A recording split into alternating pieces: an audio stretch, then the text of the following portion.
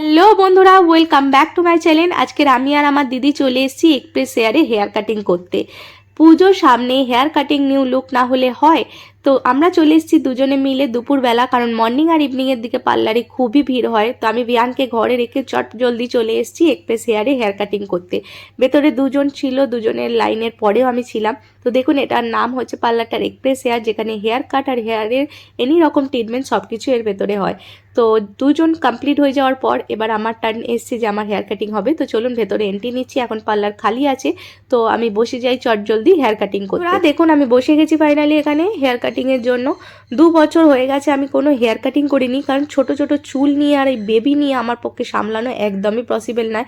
আপনারা জানেন যে ছোট বেবি হলে ওই টাইমে নিজেদের স্কিন আর নিজেদের ওপর একদমই কোনো খেয়াল রাখা যায় না, নিজেদের কোনো কেয়ারই করা হয় না। তো চুলের অবস্থা দেখুন, ড্যামেজ হয়ে গেছে, কত বড় হয়ে গেছে। তো যাক, ফাইনালি আমি ভাবলাম পুজো আছে সামনে, একটু হেয়ার কাটিং করেই নিই। তো এখানে আমি কাটছি লেয়ার কাট, মিক্স লেয়ার কাট, যেটা আমার ফেসে সবসময় আমি কাটি, আমার ফেসে খুব ভালো যায়। এক একজনের এক একটা ফেসের মধ্যে হেয়ার কাটিং ভালো লাগে, তো আমার ফেসে এই কাটিংটা খুব ভালো লাগে, লেয়ার কাটটা। তো আমার হেয়ার কাটিং কেমন লাগলো অবশ্যই বলবেন। আমি ফুল ভিডিও একদম করছি না, কেটে কেটে দেখাচ্ছি। এখানে আমার কাটিং কমপ্লিটও হয়ে গেছে, ব্লো ড্রাই করে ওরা সেট করে দিচ্ছে। ফুল ভিডিও অনেকটা করলে লেন্দিও হয়ে যাবে। তো এরপর আমার হেয়ার কাটিংয়ের পরে আমার দিদি এখানে হেয়ার কাটিংয়ের জন্য বসে গেছে। তো ও দেখুন, ওর হেয়ারটা এরম দেখতে। তো ও কাটছে, ওর একটু ছোট ছোট চুলগুলো আছে, তো তবুও লেয়ার কাটই কাটবে, কারণ লেয়ার কাটটা সবার ফেসেই খুব ভালো যায়। তো এটা জায়গাটা, আমি প্লেসটা বলে দিই কোথায়। এটা হচ্ছে গড়িয়াহাট ঢাকুরিয়ার পোস্ট অফিসের অপোজিটে এক্সপ্রেস হেয়ার। এখানে এনি রকম হেয়ারের সব রকম ট্রিটমেন্ট, স্পা, কেরাটিন, স্মুথ সব কিছু করা হয়। তো ফাইনালি আমার দিদির এখানে হেয়ার কমপ্লিট হয়ে গেছে কাটিং করা।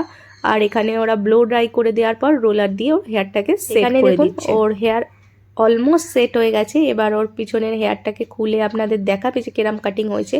তো আপনারা অবশ্যই বলবেন হেয়ার কাটিংগুলো কেমন লাগছে, আর আপনাদের যদি করানোর ইচ্ছে হয় কাটিং, খুব কম দামে এখানে হেয়ার কাটিং করা হয়।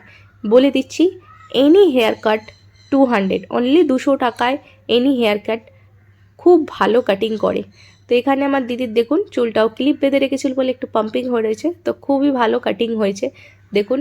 তো যাই হোক, আজকের ভিডিওটা এখানে এন্ডিং করছি। দেখা হবে আপনাদের সঙ্গে নেক্সট কোনো ভিডিওতে। আমার ফাইনাল লুক, দুটো হেয়ার আপনাদের সঙ্গে শেয়ার করলাম।